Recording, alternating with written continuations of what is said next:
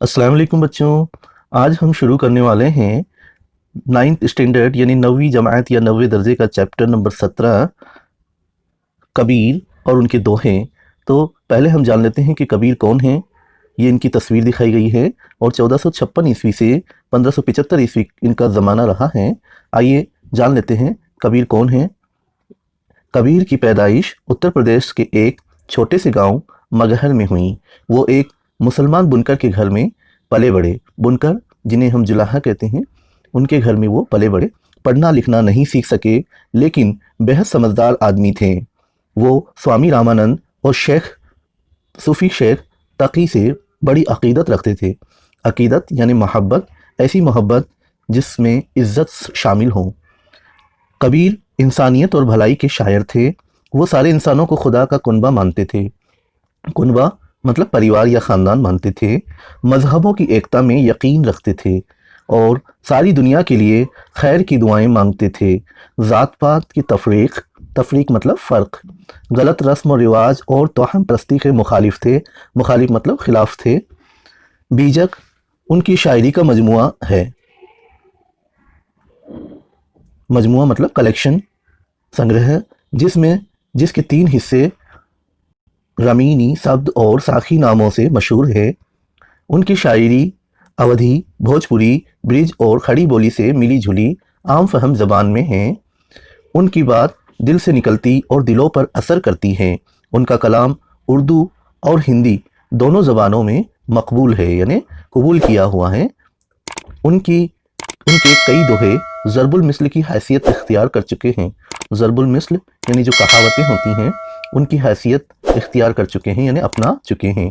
कबीर ने काफ़ी लंबी उम्र पाई। हे से हाथ धोना। अलिफ से अच्छी आदत अपनाएं, हे से हाथ धोकर जरासीम भगाएं, साबुन और पानी से धोते रहे हाथ, 20 सेकंड तक धोए दिन हो या रात। चलिए शुरू करते हैं कबीर के दोहे।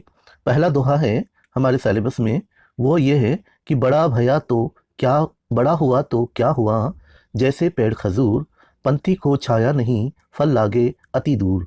यानी अगर इंसान इतना बड़ा हो जाए, यानी वो चाहे पोस्ट से बड़ा हो, चाहे कद से बड़ा हो, चाहे अपनी जो कौम में उसकी इज्जत है वो बड़ी हो जाए, लेकिन अगर वो इस तरह से हो जाए कि जैसे पेड़ खजूर लंबा होता है, तो उससे कोई फ़ायदा नहीं है। क्योंकि जिस तरह से खजूर का पेड़ होता है, वो भले ही कितना ही लंबा हो, लेकिन उससे किसी को फ़ायदा हासिल नहीं होता।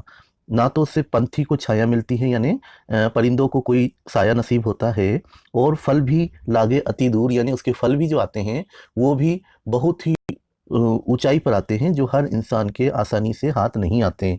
तो इसलिए ऐसा बड़ा होना कोई फ़ायदेमंद नहीं है जिससे लोगों को फैज़ हासिल ना हो, जिससे लोगों को फ़ायदा हासिल ना हो। तो इंसान इतना ही होना चाहिए, यानी उसमें ऐसा होना चाहिए कि वो लोगों के लिए फ़ायदे का सबब बन सके। तभी इंसान की मकबूलियत होती है। इंसान के फैज़ हासिल करने से, अवाम के फैज़ हासिल करने से इंसान को मुफीद माना जाता है, बेहतरीन माना जाता है। अपने अगले अशार में कबीरदासी फरमाते हैं कि माखी गुड़ में गड़ी रहे, पंख रहे लिपटाए, हाथ मले और सर धुने, लालच बुरी बलाए। कबीरदासी कहते हैं कि इंसान को हद से ज़्यादा लालच नहीं करना चाहिए। जिस तरह से मक्खी गुड़ के लालच में फंस जाती है, यानी गुड़ के लालच में गुड़ जो मतलब इस तरह से लिपलिपा सा होता है, उस वक्त अगर मक्खी उसमें फंस जाती है, उसके पंख लिपट जाते हैं और वो पूरी तरह से गुड़ के जो गीलापन है उसमें इस तरह से फंस जाती है कि चाहे वो हाथ मले या सर धुने, यानी पूरी कोशिश करे, अपने हाथ पैर मारे, लेकिन फिर भी वो निकल नहीं पाती और अपनी ज़िंदगी गंवा बैठती हैं। तो हमें इस तरह से इतना लालच नहीं करना चाहिए कि एक मक्खी की तरह हमें अपनी ज़िंदगी गंवानी पड़ जाए। अपने अगले शेर में या दोहे में कबीरदासी फरमाते हैं कि माटी कहे कुम्हार से, तू क्या रोंदे मोहे, एक दिन ऐसा आएगा मैं रोंदूंगी तोहे।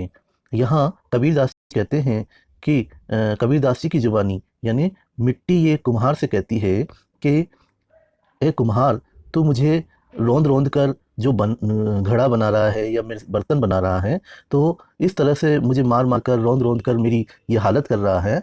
लेकिन एक दिन ऐसा आएगा, हर इंसान का एक वक्त आता है, इसी तरीके से एक दिन मेरा भी आएगा जब मैं तुझे रोंदूंगी। यानी कबीर दास जी कहते हैं कि हर इंसान का अपना एक वक्त होता है, हमें उस वक्त का नाजायज़ फ़ायदा नहीं उठाना चाहिए। हो सकता है कि आज हम किसी को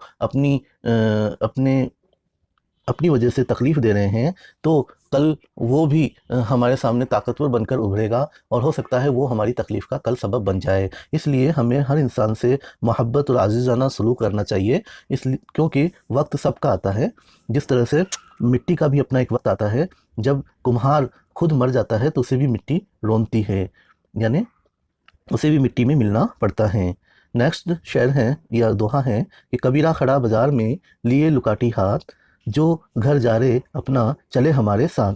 यहाँ कबीर दास यानी कबीर जो हैं वो ये कहते हैं कि जिस इंसान में ईगो होता है वो आगे नहीं बढ़ सकता। जिस इंसान में मतलब घमंड, तकब्बुर या गुरूर होता है वो आगे नहीं बढ़ सकता, चाहे वो किसी भी चीज़ का हो, अपने अच्छे घराने से ताल्लुक़ रखने का हो या फिर उसकी अच्छी पोस्ट या ओहदे का हो, वो आगे नहीं बढ़ सकता। यानी कबीर कहते हैं कि कबीरा खड़ा बाज़ार में लिए लुकाटी हाथ, यानी लकड़ी या लाठी हाथ में लेकर कबीर जी बाज़ार में खड़े हैं, यानी वो अपना घर जलाकर आ चुके हैं। यानी जलाकर आने का मतलब है अपने घर का मोह त्याग चुके हैं, यानी घर का लालच छोड़ चुके हैं, तर्क कर चुके हैं। और घर के लालच से मतलब है अपना ईगो, अपनी ओहदा, इन सब का वो जो जज्बा उनके मन में था, उनके दिल में था, उसको वो छोड़ चुके हैं। और फिर आगे कहते हैं कि जो घर जा रहे अपना, यानी जिसमें अपना घर जलाने की हिम्मत हो। घर जलाने से मतलब है कि जिसमें अपना ईगो छोड़ने की हिम्मत हो, जिसमें अपना घमंड, तकब्बुर, गुरूर, चाहे वो ओहदे का हो, चाहे अच्छे घराने से ताल्लुक़ रखने का हो, ये सब छोड़ने की हिम्मत हो, ये तर्क करने की हिम्मत हो, तो वो ही हमारे साथ चलने के काबिल है। इस तरह से कबीर दास जी का ये चैप्टर आपका कंप्लीट होता है। बच्चों, एक मैं आपसे गुजारिश करना चाहता हूँ कि अपने अगले जो क्लास होगी उसमें हम क्वेश्चन आंसर्स भी करवाएंगे और इसके बाद हम एग्ज़ाम्स की अच्छे से तैयारी भी करवाएंगे। तो आपने अगर अभी तक चैनल को सब्सक्राइब नहीं किया है तो चैनल को एक बार सब्सक्राइब ज़रूर कर लें और बेल आइकन ऑन कर दें, ताकि आपका कोई भी चैप्टर या इसके सवालों जवाब या एग्ज़ाम्स की तैयारी के लिए जो प्रैक्टिस करवाई जाए वो मिस ना हो। Thanks for watching. शुक्रिया। अल्लाह हाफिज़।